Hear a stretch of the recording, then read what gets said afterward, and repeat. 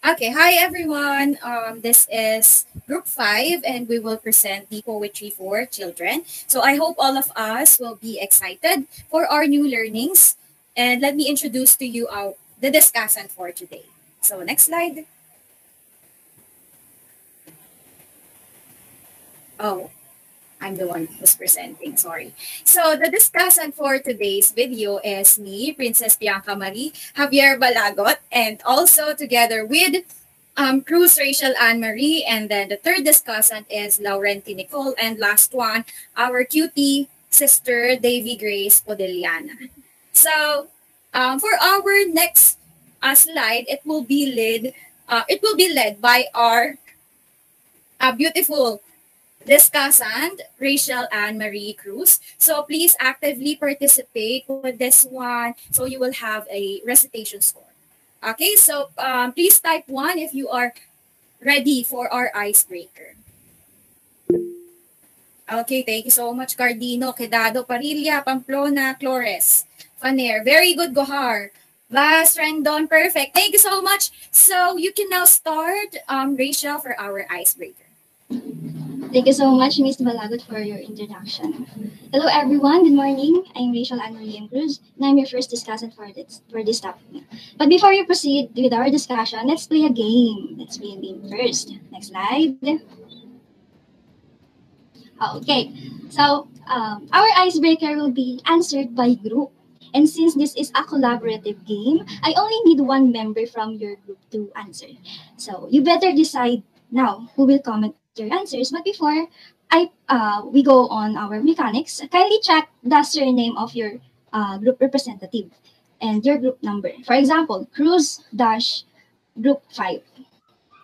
I'll be waiting now for the representatives.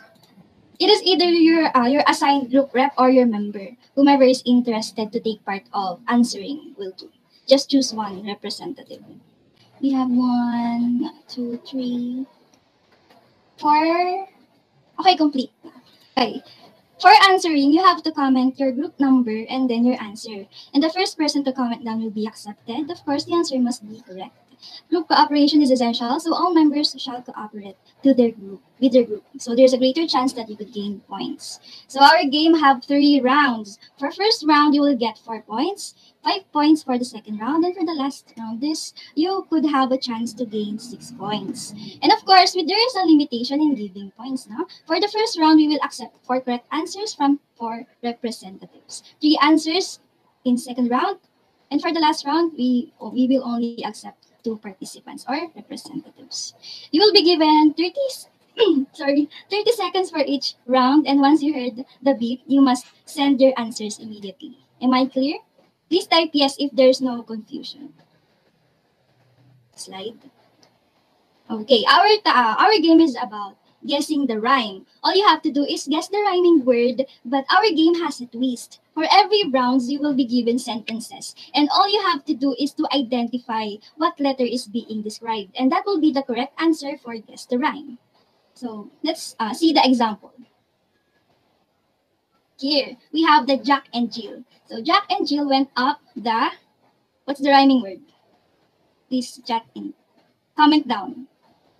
Yes, you're correct, Miss Parilia, Miss Catalan. It's hill. Jack and Jill went up the hill, right, to fetch a pail of water. Next, Jack fell down and broke his, what's the rhyming word?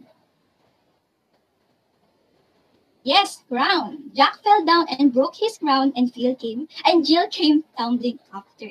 So that's the guess the rhyming word. But we have a twist kasi it is so easy lang na to answer because we are already familiar with this. But it will be difficult na if you are unfamiliar with the poem. That is why we have a twist. So that you could get the accurate rhyming word. And so remember, you only have 30 seconds to think. And once you hear the beep sound, you have to immediately send your answers in the chat box. But if you're done finalizing your answers, do not send it right away. Wait for the beep sound. It's the key. So here's what it sounds like. So if the instructions are clear, please send me a happy face emoji. You should be happy. Thank you, Miss Parilia. Miss Parilia is so active. Thank you, Miss Panner, Miss Flores, Miss Quedado. Thank you, everyone. So, once I said go, no, Miss Princess will next the slide and then the timer will start. Once it has been presented. Next slide.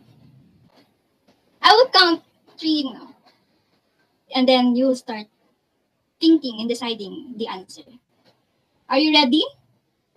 Please send me a happy face again because I want every one of us to be happy today. Yes, thank you, Miss Parilla. Thank you, Miss Quedado. Miss May Flores. question lang ako. As in letter Yes, ba my from question. alphabet? Hmm? Letter ba from Letter. alphabet? Letter. Okay. Capital letter. 3, 2, 1, go! I scooped it up in my hat, but it turned into a... Yes, the letter. I am larger than a river, but smaller than the ocean. What letter am I? You are calling me when you shout. What letter am I? I am a drink and I am organic. What letter am I? 6 seconds left.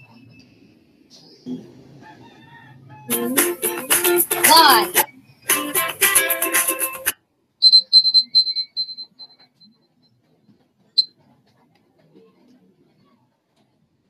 Wait.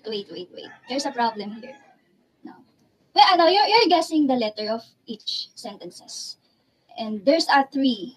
So we'll guess that 3 letters and then you will answer what letter is what word is that. No. Yes, we have 3 letters eh. So it will form a word. So it will be the answer for the guess the rhyme. Gets? Yes, Miss. Uh, okay, though. We will accept 4 answers from each representative. So, what about the other group? We have group 1.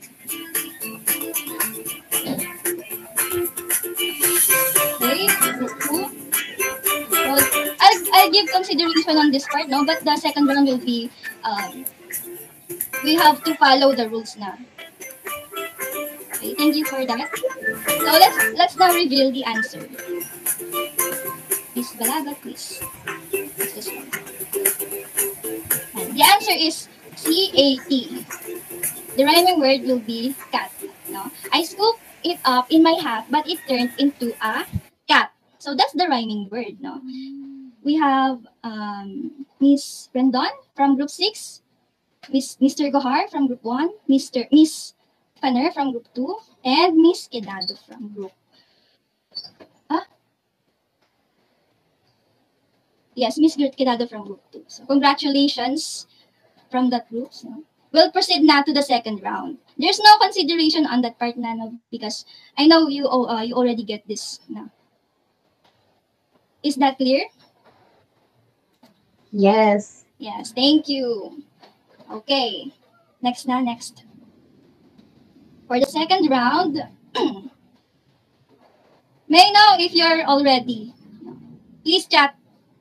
Please give me a smiley face again.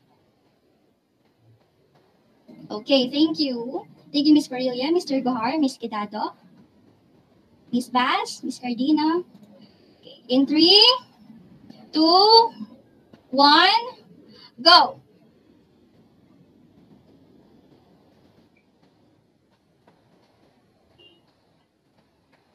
I followed it in a boat, but it changed it to a...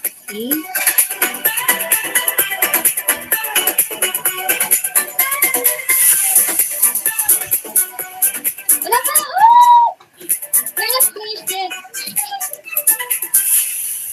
Alright. Miss Quedado's answer is not included. Okay? Start.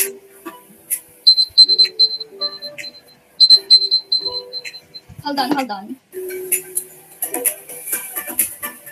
Okay, the winners are Miss Rendon from Group 6, Mr. Gohar from Group 1, and Miss Panner from Group 4. Congratulations from this group. So let's... Yes! I forgot to reveal the answer. Let's reveal the answer first. Okay. The answer is G-O-A-T. Goat. I followed it in a boat, but it changed it to a goat. That's the rhyming word. Okay, let's proceed to the last round. Next slide, please. Okay. May I know if everyone's ready again? Please send me a happy face. A happy emoji face. Thank you, Miss Marilia, Mr. Gohar, Miss Pamplona. Okay, let's proceed now. In 3, 2, 1, go!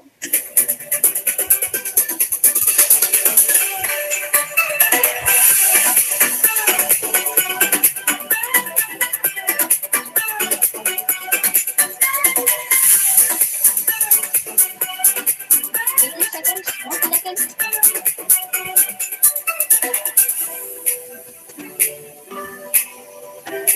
2, 1.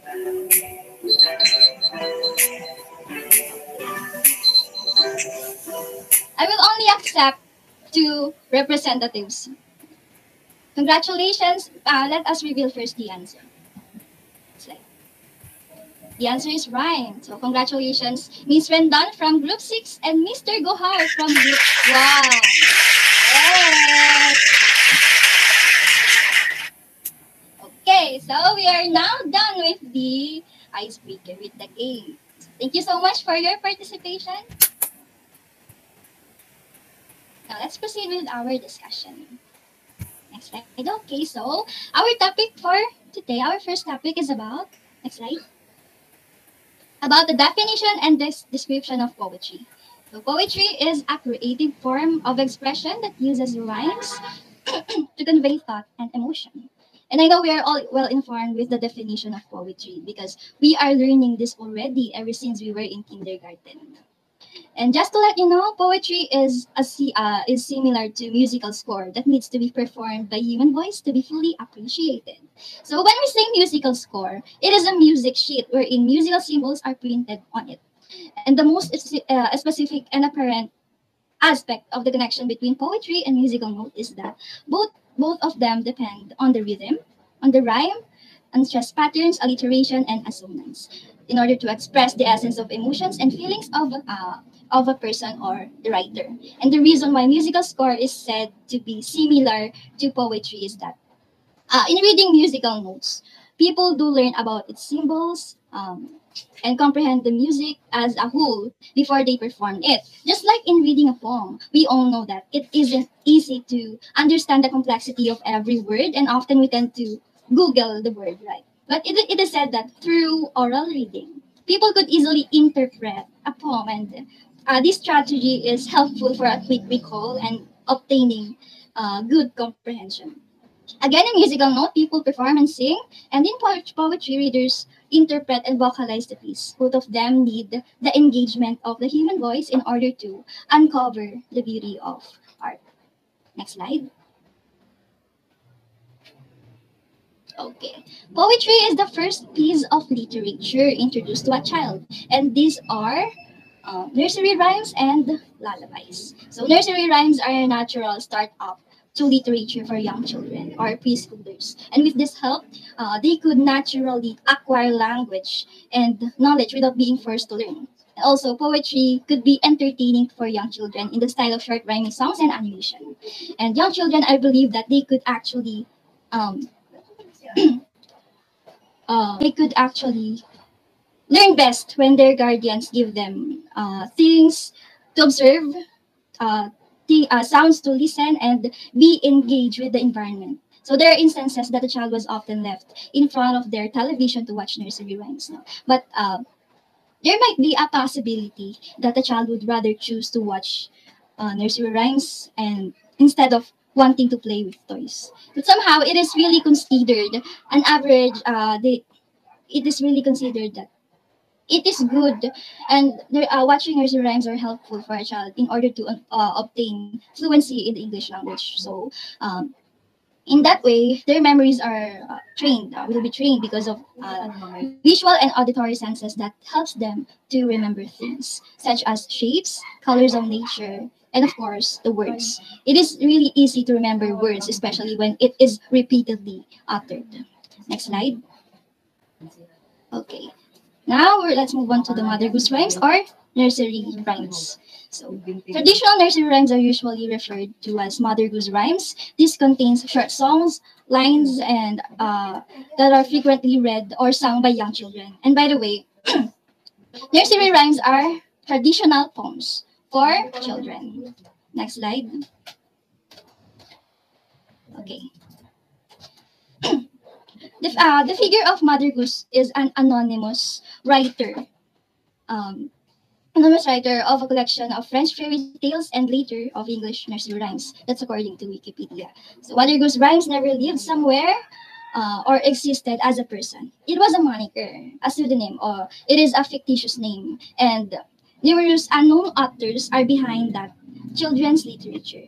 But there are speculations about its origin, and I think we don't have to dig deeper on that part because we only have limited time for reporting. Next slide.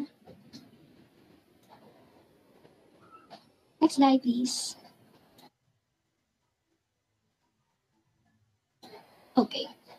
Let's proceed now to the qualities of Mother Goose rhymes in reference to qualities of poetry.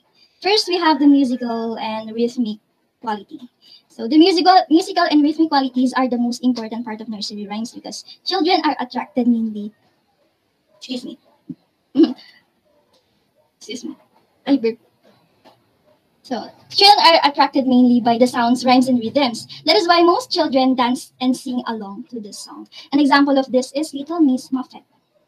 So, as you can see there on the picture, this is an example of musical and rhythmic quality. So, when you get to hear this nursery rhyme, it is intended, it is indeed captivating for children because of the rhyming words and the tone as well.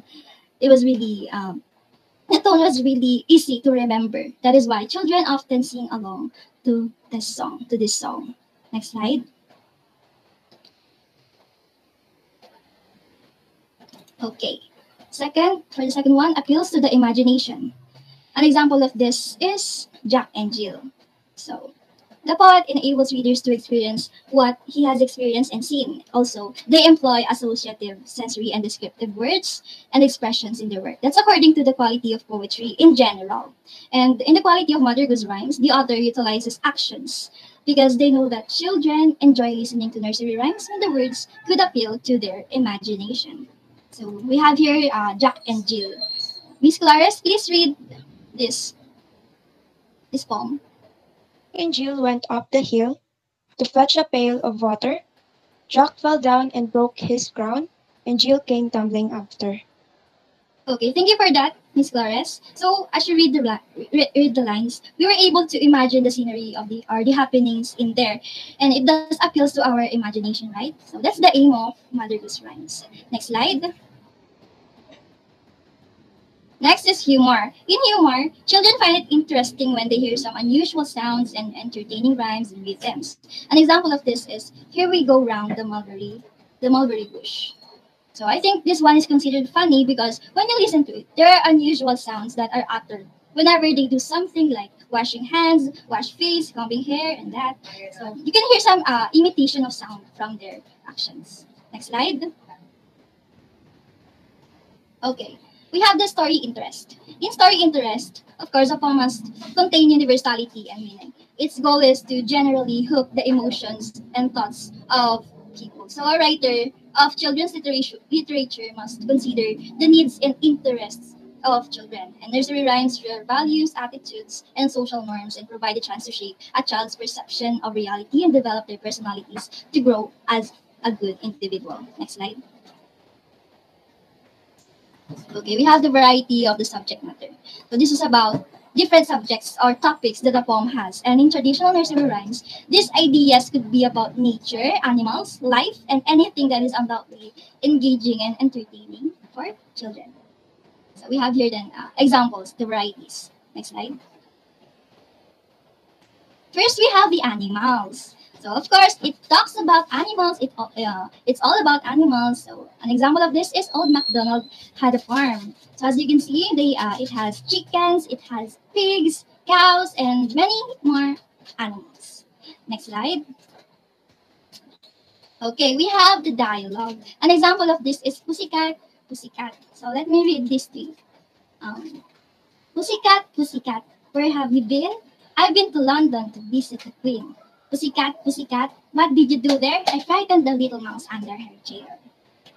Hey. Sorry. So, it belongs to the dialogue because there's a conversation. You have heard it naman. Next slide. Okay, we have the counting rhyme. So it's very obvious na the subject is all about numbers. And an example of this is 1, 2, buckle my shoe. Next slide. Okay, we have here games. An example of this is London Bridge is falling down. So this is a game, and I know majority of us knows about this. And I remember when, do you remember when you were a kid? We were a kid. We often play London Bridge with friends. And there are 2 players, as you can see on the picture. They needed to create a bridge. They hold hands, forming an arch, and it is where the other players march under that. So, as the song was sung by them, they will march under that. And at the end of the lyric, which is when they said, "My fair lady," the 2 persons who formed as a bridge will lower their hands to capture that person. Okay, next slide. We have the people. An example of this is a muffin man. So the muffin man is a seller of the muffins, so the poem was all about him, a person. Next slide. Okay, we have the time verse. An example of time verse is hickory dickory hickory dickory dock. Let's read this. Hickory dickory dock. The mouse ran up the clock. The clock struck 1. The mouse ran down. Hickory dickory dock. The topic was about the mouse climbing up the clock, but then it ran. Maybe that frightened the mouse, so it went down. Next slide. Okay, we have the alphabet. So I think I don't need to explain this because we knew this already, no? And this was part of our childhood, diba? And although we know majority of the traditional form, ABC song was the most utilized nursery song in the classroom. That is presented to every children. Next slide. Okay, we have the riddle. So an example of this is as I was going to St. Ives. So Miss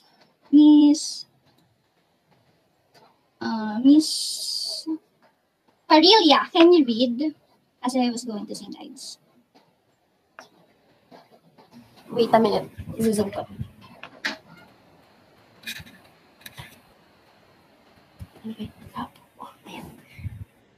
As I was going to St. Ives, Ives. Sorry.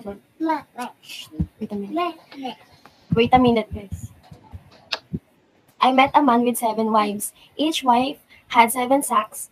Each sack had 7 cats. Each cat had 7 kids. Kids, cats, sacks, and wives. How many were going to St. Ives?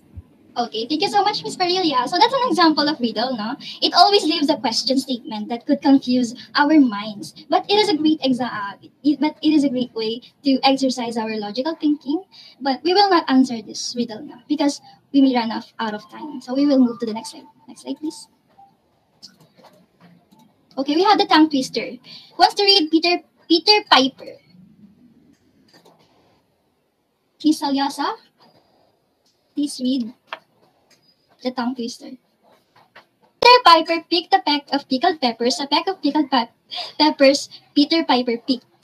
If Peter Piper picked a peck of pickled peppers, where's the peck of pickled peppers Peter Piper picked? I'm so bad in tongue twister. No, sorry. We all know that what tongue twister means and how it works, right? So the Peter Piper, it belongs to the sound devices and it is an alliteration, wherein the consonant sounds are being repeated, which makes it playful to hear and enjoyable as well. Next slide. Okay, we have the weather. So an example of this is rain, rain, go away. So children love to sing this song whenever it rains because they cannot play outside if the weather is not good. That is why we chant these words, rain, rain, go away, come again another day. Next slide. Okay.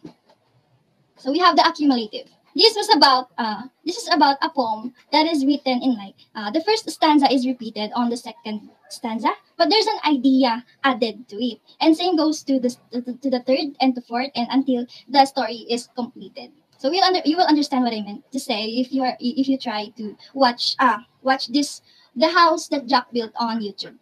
Next slide. Okay, we have the singing rhymes. So I think this will be the last part of my discussion, which is the singing rhymes. So can you guess what nursery rhymes is presented? There's a star and a baby. Yes, uh, Miss Cardino? Twinkle, twinkle, little star, I think. Yes, that's right. Twinkle, twinkle, little star. So it belongs to singing rhymes because there's a rhyming words on every last part of the line. So when we sing it, twinkle, twinkle, little star, how I wonder what you are, up above the world so high, like a diamond in the sky. So because of the rhymings, it is easy to remember words and its tone. And every child would love to listen to this because of the smooth melody, and it is used to make children fall asleep quickly. And that would be all for my discussion. Thank you so much for listening and for attending. Miss Davy, the screen is yours. Yes. So, am I loud enough? Hello, can you hear me well? Yes, boy. Yes po. Okay. Let's proceed now with the classification of poetry. Poetry can be classified based on its form or subject matter. When we talk about the form, it refers to the set of rules that dictate the rhyme scheme, structure, rhythm, and meter of poem, while the subject content refers to the subject matter, topic, or the theme of the poem. In our discussion for today, we will find out what are the poems classified based on their form. These are the narrative and lyric poem. First is the narrative poems. When we talk about narrative poems, it is a type of poetry that tells a story as poet utilizes the elements of storytelling, like the plot, setting, and characters, and combine it with the elements of poetry such as form, meter, rhyme, and poetic devices. There are kinds of narrative poem. First is the ballad. Ballads are the narrative poems that are intended to be sung. It has a short stanza that uses to storytell a romantic, comedic, heroic, or even tragic event. Ballad poems has a structure of A, B, C, B. When you read the poem on the side of the slide, you can see that the rhyming of the last request poem has A B C B A B C B rhyme scheme. So let me read it. The last request. The ship was a sail, the cool air was clean. McHagarden looked at his true love and beam. She looked to his eyes, and she suddenly knew that her love for him was true, forever true. So that is the ballads poetry. Next slide. We have here epics. Epics deals with the deeds and heroic adventures like those in mythologies. One factor that distinguishes the epics from other forms of poetry is that it is too long to be read and you cannot perform it or read it in just one sitting. For example, is the Life of Lamang. I know you are very familiar with this one. And from the international example of the epic is the Beowulf, Mahabharata and Ramayana, and many more. Next slide. We have here the metrical romances. Metrical romances are the lengthy narrative poem that is especially popular during the Renaissance period. These poems do not usually have a rhyming scheme and deals with the themes such as love, rite of passage, chivalry, adventure, and interpersonal relationship. An example of this is the Canterbury Tales by Geoffrey Chaucer. This poem is about the pilgrimage of 30 people traveling from London to Canterbury Cathedral to visit the shrine of St. Thomas Becket. Next slide. So after discussing the narrative poems, we will now move on to another type of poems according to forms, which is the lyric poems. Lyric poems are poetry wherein a speaker expresses a strong feeling, emotion, mood, thoughts, and of course, the personality of the poet. There are various kinds of lyric poems. First is the songs, the poems that can be sung, which already tackled by Miss Cruz earlier. An example of this is the Twinkle Twinkle Little Star. Next is the pastoral poems.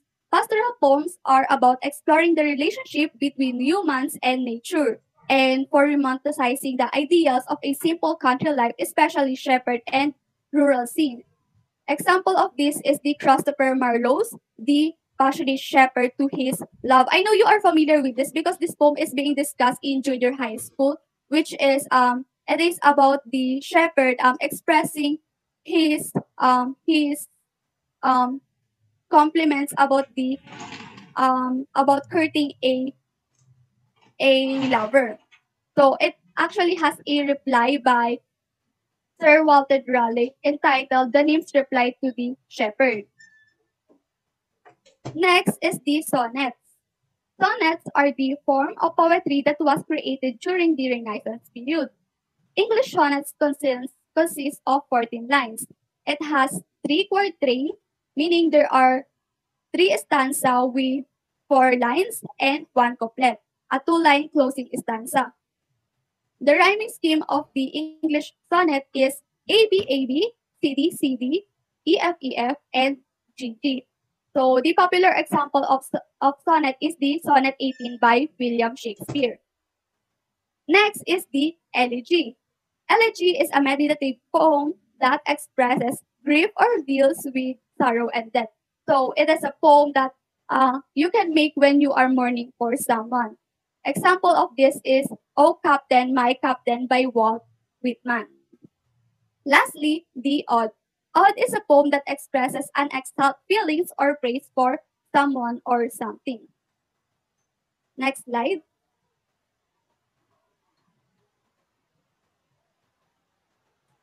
So, there are 2 factors that can influence the appreciation of poetry in the classroom. First is the teacher, and second is the pupil. First, the teacher. Like imparting any knowledge about the subject or lesson, teachers plays an important role in teaching the student about the subject matter. But much importantly, how to appreciate it like poetry appreciation. With that, teacher must know how to effectively teach students how to appreciate poetry so they can like it in future and read it even outside the classroom setup. Teachers should be able to make the children immerse in reading poetry. And how is that? That is when the mastery of the teacher on the subject matter will come in. First is that the teacher should appreciate the poetry first, so he can influence the children to also read it. Also, the teacher must have a very rich knowledge about the poetry, like about its elements, poetic devices, figurative language, written scheme, rhyme scheme rather, rhythm, meter, structure, and etc. Moreover, the teacher must have a background information about the reality of living, love, hate, any other emotion to relate the poem to the personal lives of the children as well as to himself or herself. Next is the pupil.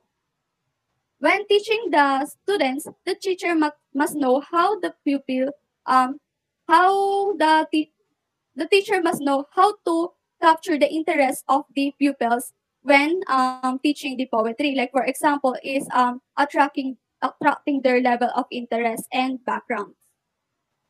Okay. So next slide.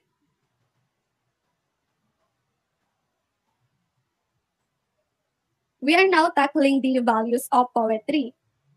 First is enriches children experiences.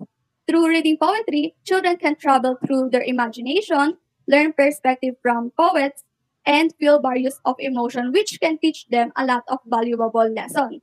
They might not experience it firsthand, but surely they can feel and learn something through reading a poem. Like for example, when they read a elegy, they will know how it feels like when you lose someone you love.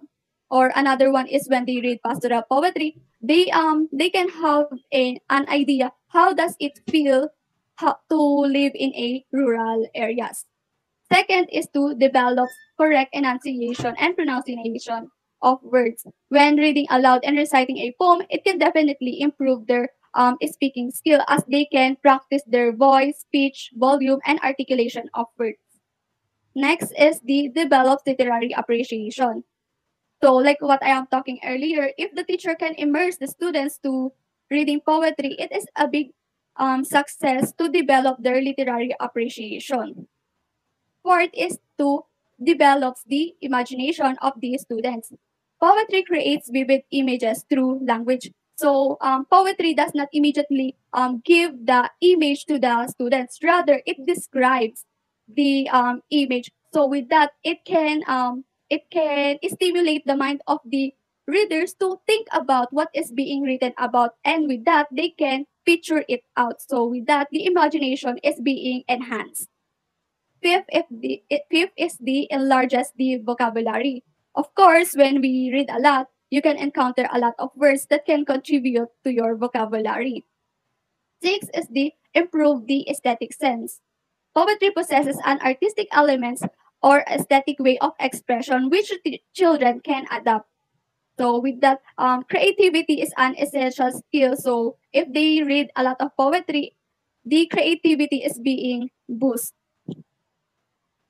Second to the last is give them pleasure and delight. Poetry can make the readers feel various of emotion, and two of these is the pleasure and delight. Lastly, improve their outlook in life and nature. Poetry also helps in understanding different perspectives, getting an insight into the way another person sees the world in, and connects the people with a poem. So with that, the perception of the children to life can be widened and deepened. Thank you. Next reporter is Miss Balagot.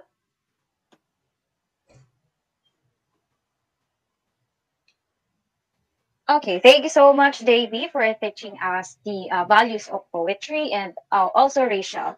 So again, this is Princess Bianca Marie Balagot. So since Davy discussed that through our teacher, we learn to appreciate poems, right?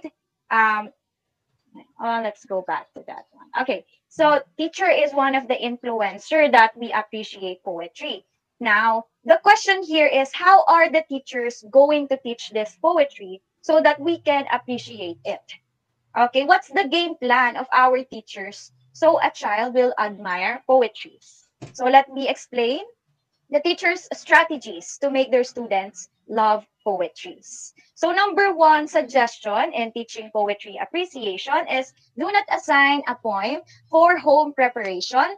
If any assignment is to be made, it should be materials bearing upon the poem and essential to the understanding of it. So what do we mean by this?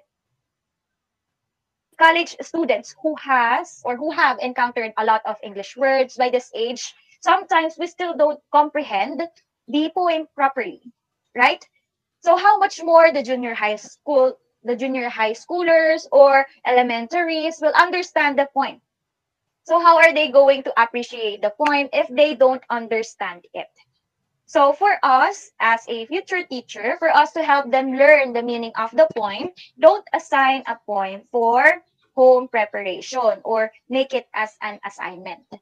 Okay, so maybe you can give an assignment in connection to the poem, like you ask everyone to bring their own dictionary to fully understand the poem, and not necessarily you made the poem as an assignment.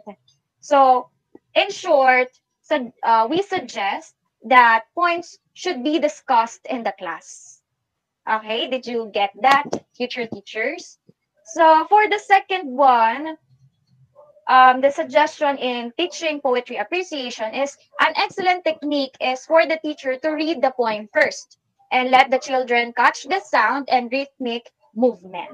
So the teacher, you as a teacher, someone's calling. You as a teacher can read the poem twice to feel and observe whether the children sit up or listen to your poem.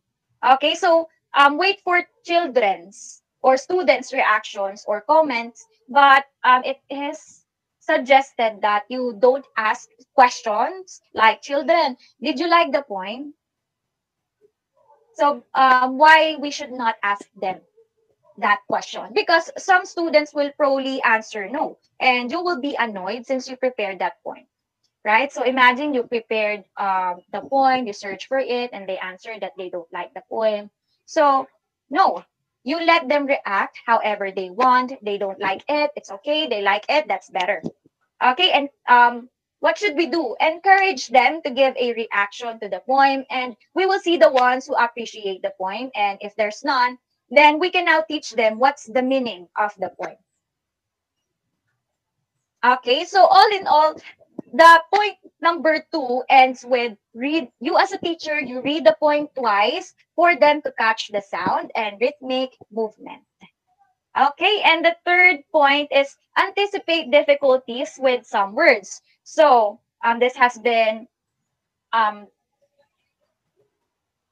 I forgot the term, but this has been discussed earlier that poems is really hard to understand, right? So children enjoy poetry better if they know the meaning of words. So what should we do as a teacher? What should we do for the students to appreciate the poem? So we should clear up the meaning of the words before reading the poem, or it can be we can also read the poem first and then give. So here's the strategy. First is you read them the poem, and then you let them notate on what word is unfamiliar for them, and you let them cite this in dictionary. Okay, and then you let them read it again for the second time. And also we have number 2 suggestion is you can discuss the unfamiliar word first and then you let them read it. So I prefer the second one. You discuss first the unfamiliar words and then you read the poem. Okay, so that you do not read the poem for the second time, just to understand or just to notate the unfamiliar words. So it's better for you to have a knowledge beforehand. Okay, so fourth suggestion in teaching poetry appreciation is do not force children to memorize poems. So they learn poems and rhymes easily if they like them. So here's what we experienced since we were a child. We were always asked to memorize and recite a poem, right? And that's not for me. That's not really effective in terms of making the child understand or appreciate the poem. Memorizing is like forcing yourself to remember every word. And what if the poem has a lot of highfalutin words? So you will not appreciate it. You are just forced to do it just to have a good grades, just to have a higher grades. Okay, so you as a child will be stressed, but will memorize it anyway. However, there is no appreciation of the poem. Okay, but that's not the goal, right? The goal here is you make your student appreciate the poem and not force them to memorize it, but not appreciate. Okay, because as future teachers, do not force children to memorize poems. Okay, now we know how teacher helped us appreciate poetries. Then the next question here is, why do we have to love poetry? What are the uses of poetry? So point 1, the use of poetry is to use poetry to correlate with subjects like arithmetic, general mathematics, etc. So we thought poetry is just literature, it's just written words, it's just a poetry. But it is actually related with the said subjects that use countings, right? We do countings in haiku, 577, sonnet, 14 lines, which we do in our mathematics subjects. We do countings. Okay, so we can relate poetry with general mathematics or arithmetics. And the second one, what the use of poetry is to commemorate certain events, historical events or holidays. So, or also for Christmas, New Year's Day, Valentine's Day, Labor Day, Mother's Day, Father's Day, there is a poem practically for everything or for every event, right? Because we used poem to show appreciation and love for other people. So sometimes we write poems to our loved ones in order to show our gratitude to them. Okay, and then the third point is the use of poetry. It builds the reading, speaking, and listening skill of a child. So when the children are listening to poems orally, they are building their listening skills, and they earn or they learn to attend to the words they hear, and children think about what those words mean together. So if they read and they don't know the meaning of this word, so they have curiosity to think or to search for the meaning. So when sharing points in a classroom and read them together, children are strengthening their reading skills and building reading fluency through repeated reading. And fourth, use of poetry is it inspire writing. So we learn how to put words together to form meaning and context. So in poetry, we learn how to choose the right words, right? To create rhymes or to create imagery and to create effect to your poetry. And then the last one is, and it encourages creative writing. So poetry is a form of expression. So we all agree to that statement, because writing, it helps us to let our feelings and thoughts on a subject while we read the poem or the poetry. Right? So poetry can have a positive impact on the social and emotional learning of children.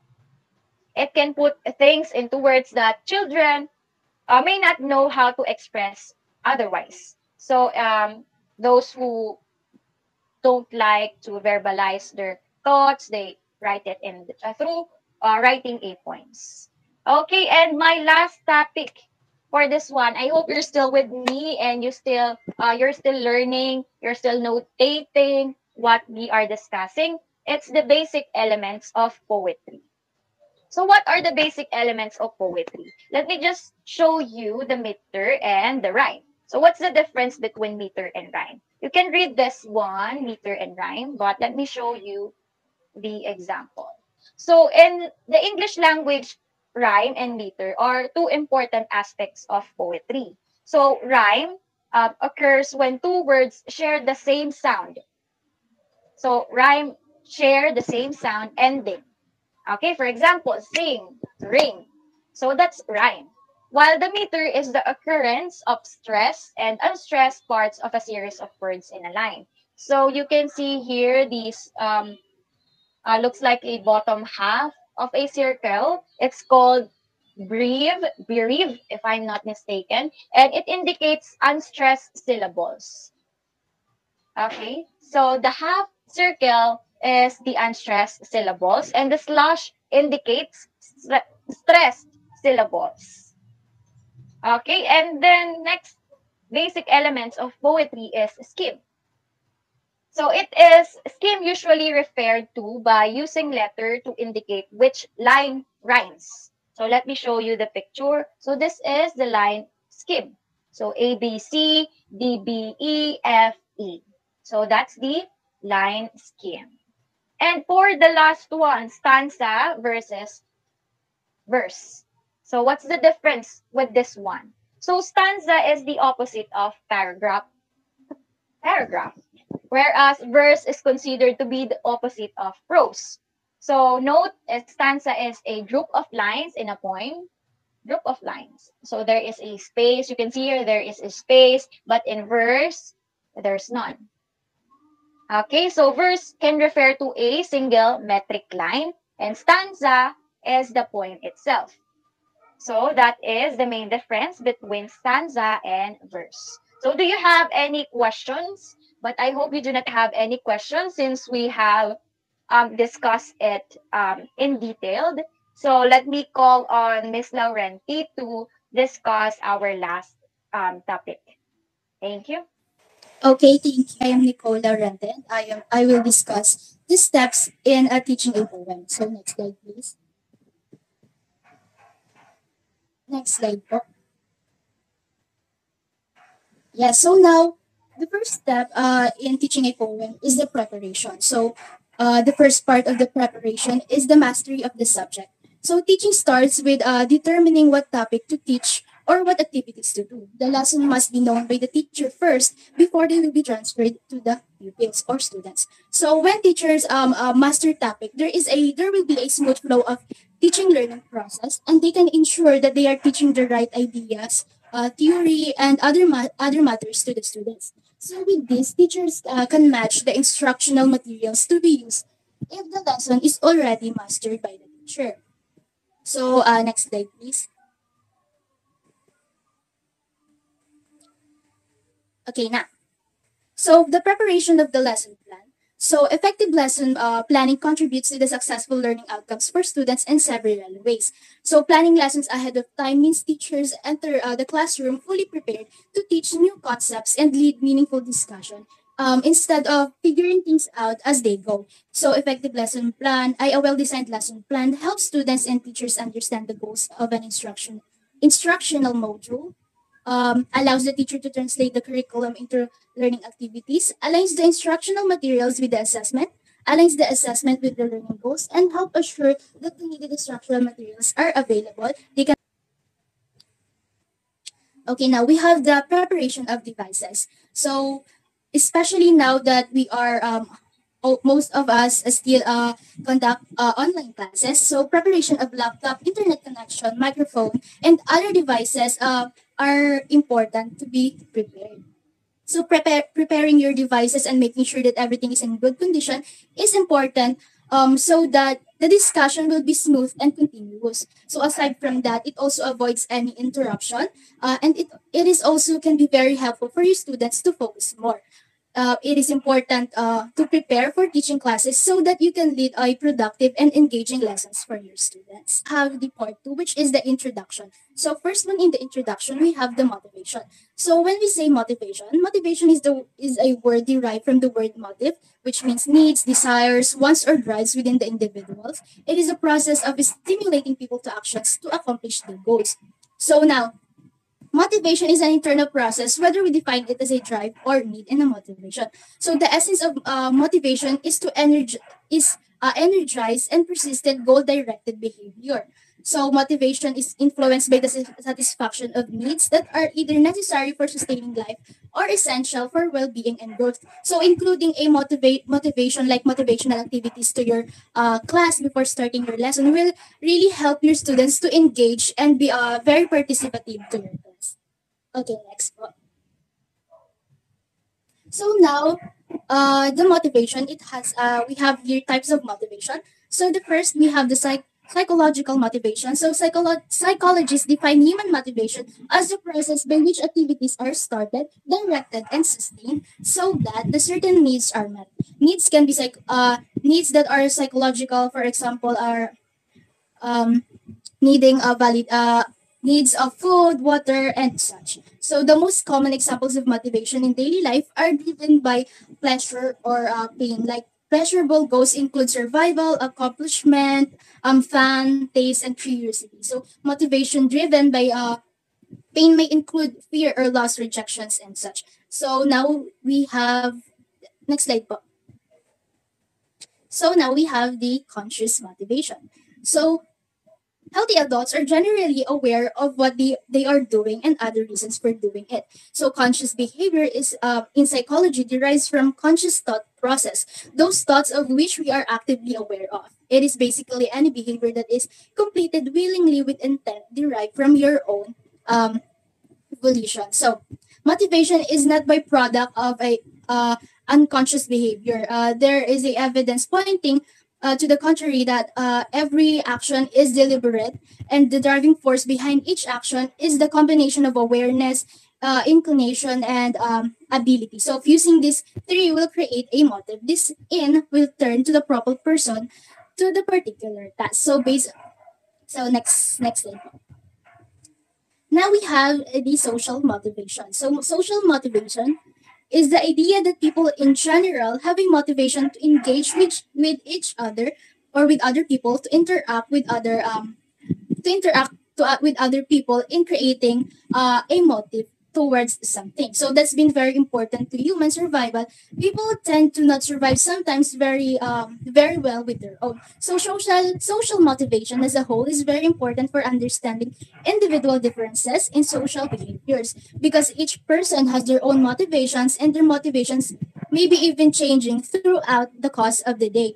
So now next I we have here the examples of motivational games. So This includes popcorn readings, over brain teaser, watch a video. So in social motivation, we can facilitate a activity to which they will achieve a goal as a group.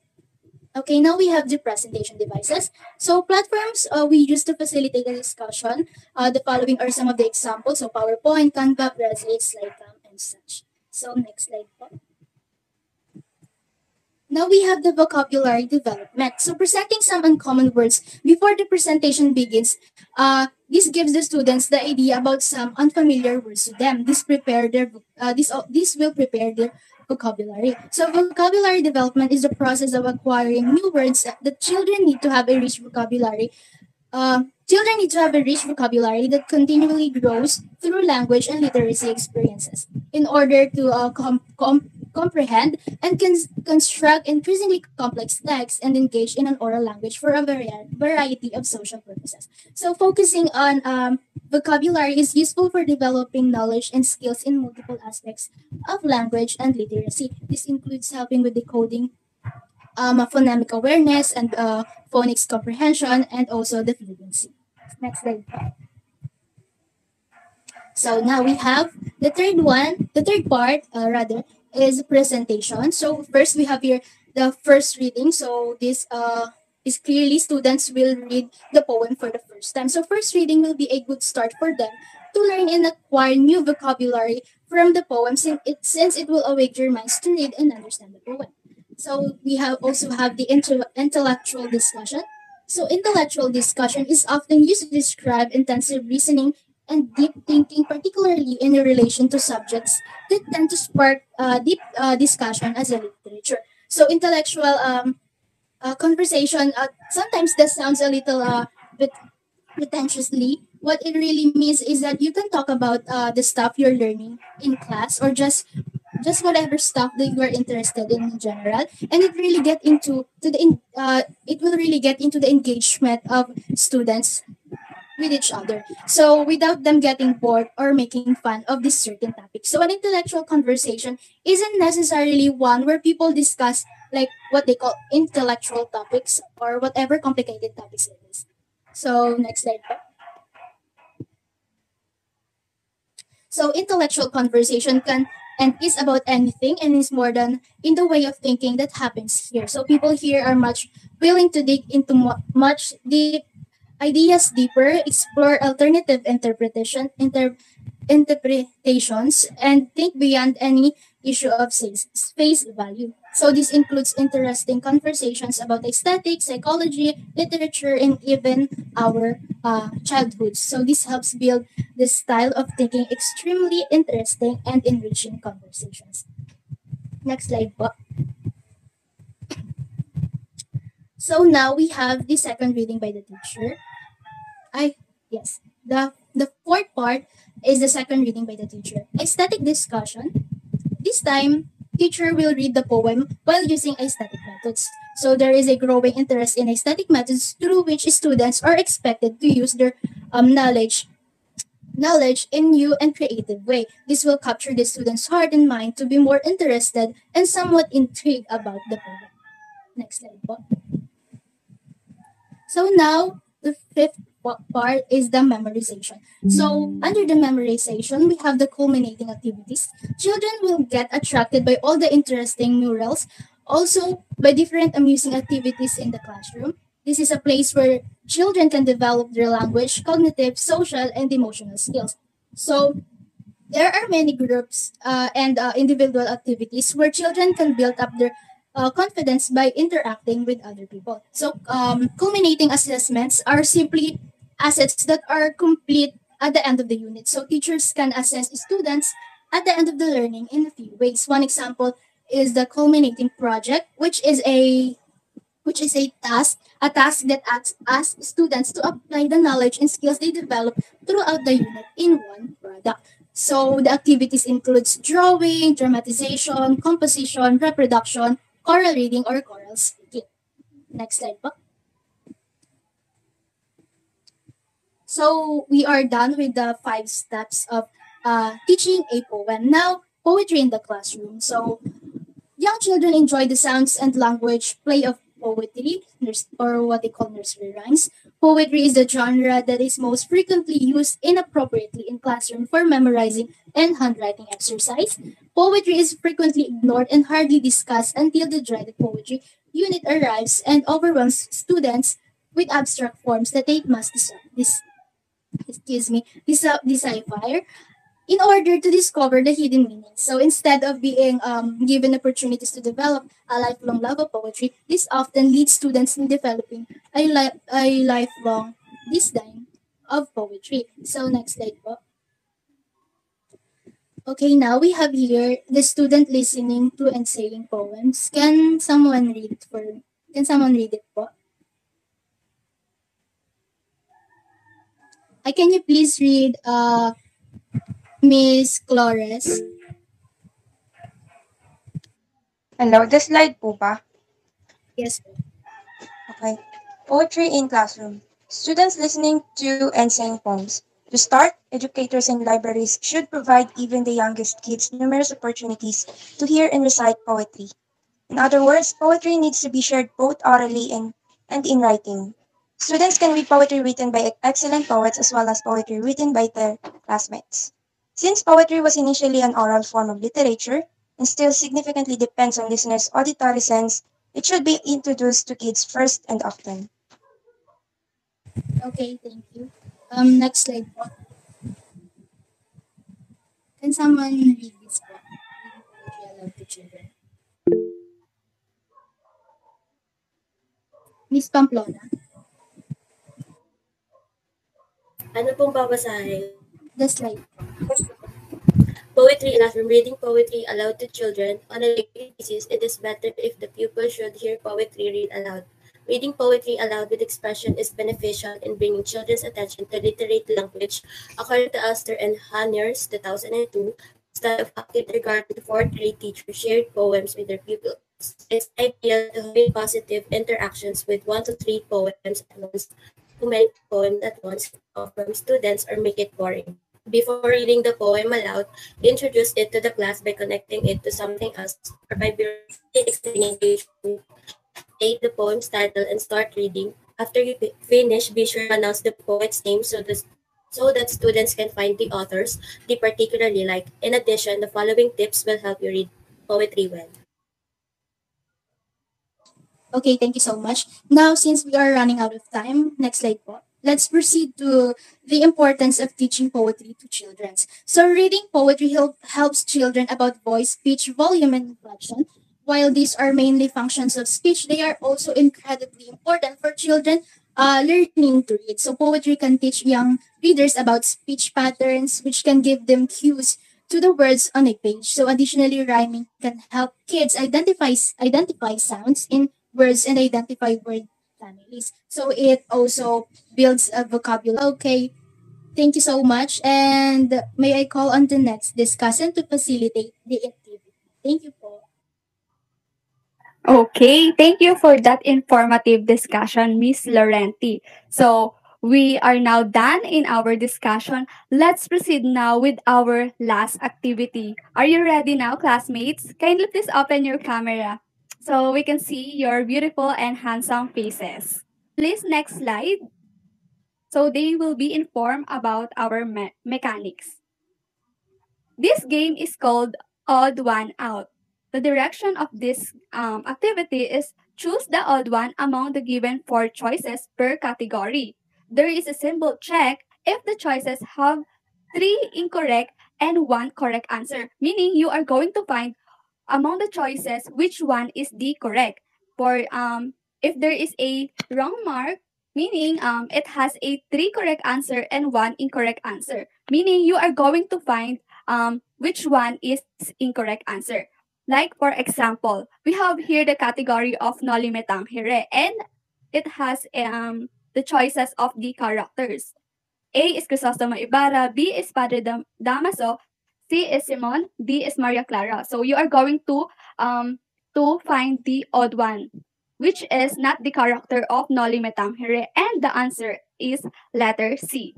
So are you ready now, guys, for our activity? Is there any question, clarification? Please type 1 if you are ready and excited now. Okay.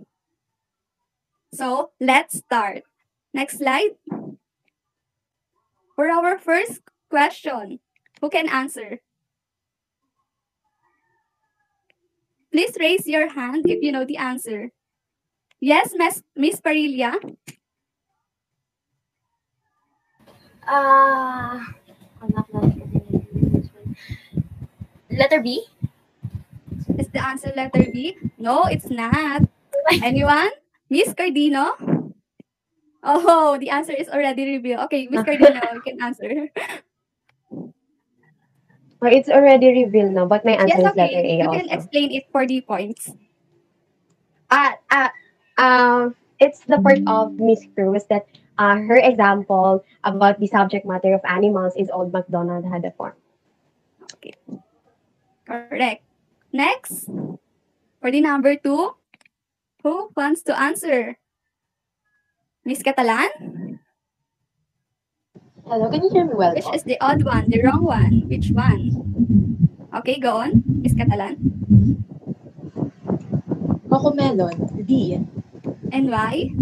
Why? Because in traditional nursery rhymes, I always heard it in Barney, in some of the nursery rhymes before when I was a child. It's Hickory Dickory Dock and Pussycat Pussycat. I always heard it because in Hickory Dickory Dock, the rhymes there are very evident compared to Cocomelon because Cocomelon has the Cocomelon, maybe the song is applied in Cocomelon like ballad or such.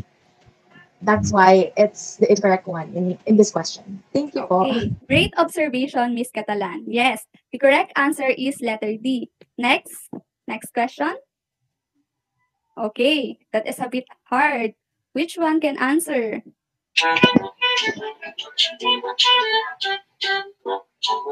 Okay, who can answer these? Catalan again? There's no harm in trying, guys. You can try. Who wants to answer? Maybe your answer is correct. Yes, Miss Catalan. I think develops the thinking of reality. Mm-hmm. Unfortunately, it's not the correct answer. Oh my god.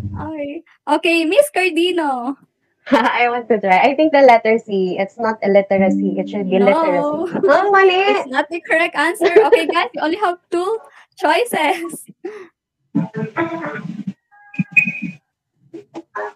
Yes, you are going to find the correct one among the choices. There is a check mark here. Who can answer? Okay, Miss Catalan again. Come on, guys. Try. Points is Letter B. Letter B, that's one is a plausible answer. Okay, and why?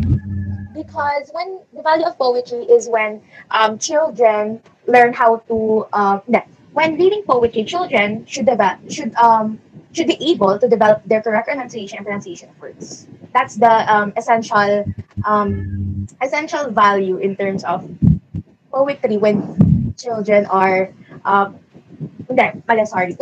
Sorry. When children are There's reading no pressure poetry, here. they're basta they increase more they increase their level of vocabulary. Yes. Yes. Because among all the choices, the letter B is the only applicable value of poetry. So next. Yeah, the answer is letter B. Next, which one is the structure of the ballad poetry? You're going to find the correct answer. Come on, guys. I know you are all active.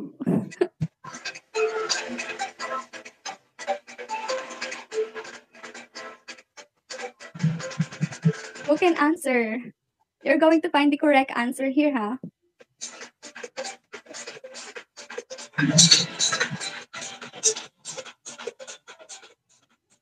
Am I going to call anyone? Yes, Miss Rendon. Try lang. I think it's letter A. No, it's not. Yes, Miss Guidado. Oh, also just a try. Letter D. No, it's not. Oh my God, what is the correct answer? Yes, Miss Cardino. It's letter B, as far as I remember. Yes, I discussed that earlier. Yes. Okay, next.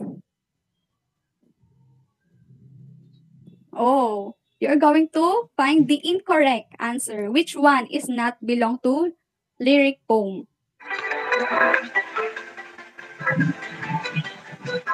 Okay. Which one?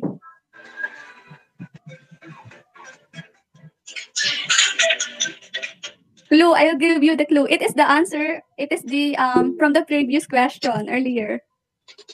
Other hands? I'll give you a clue. It's from the previous question. The incorrect one. Okay, go, Miss Rendon. I think it's letter A Yes, it's correct. Why? because it's belong with the ballad. It's belong with the ABCB. The ABAB. Okay. Okay. It's belong to narrative poems. Next is, okay, uses of poetry. You're going to find the correct one.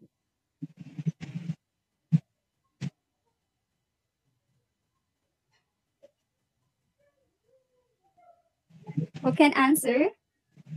Come on, guys. We are almost done. You can do it.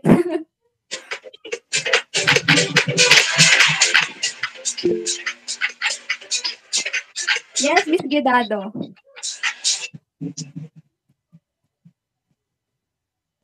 Letter B, inspire writing. Yes, correct. Why is that? The three answers are wrong. Yes, okay, go on. Next, suggestion in teaching poetry. Come on, guys. I want to hear the voice of others. Who can answer? Okay, Miss Marilia.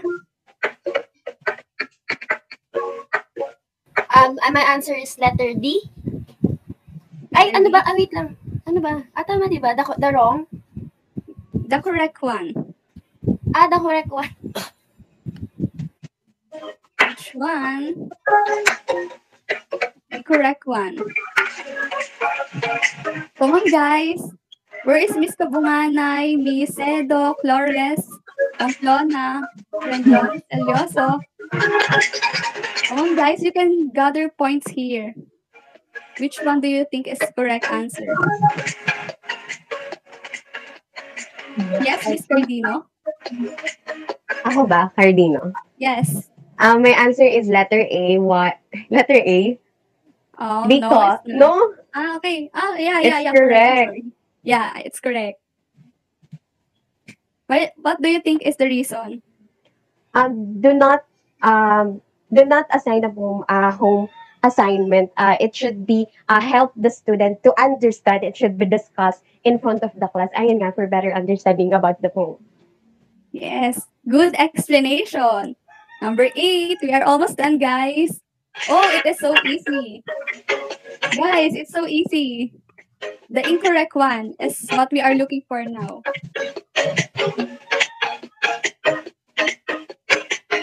Can we have Miss Solyoso? Miss Gerald Ann, are you here?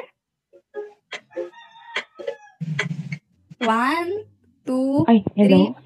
Yes, go on, you can answer. I think, ano yung wrong answer? Yes, Sa, the incorrect one. I think yung letter C. Yes, it is correct. What do you think is the reason? Because I think poetry composed of rhyme, meter, and isa, kalimutan ko. Ayan, and parang wala namang harmony. Wala namang harmony Yes. na included. Mostly harmony is in the music or songs. Okay, next. Number 9. Types of motivation. Which one is incorrect? Raise your hand, guys. Don't be shy.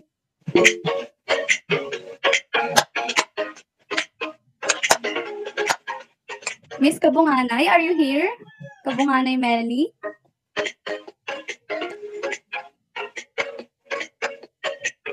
One, two, three.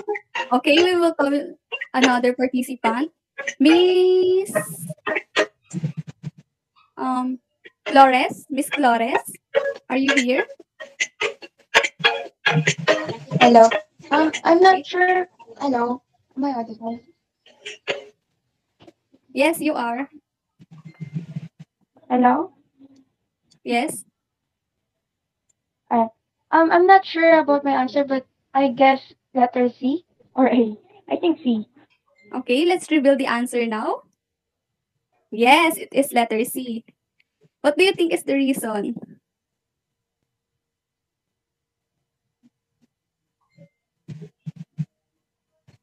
Okay,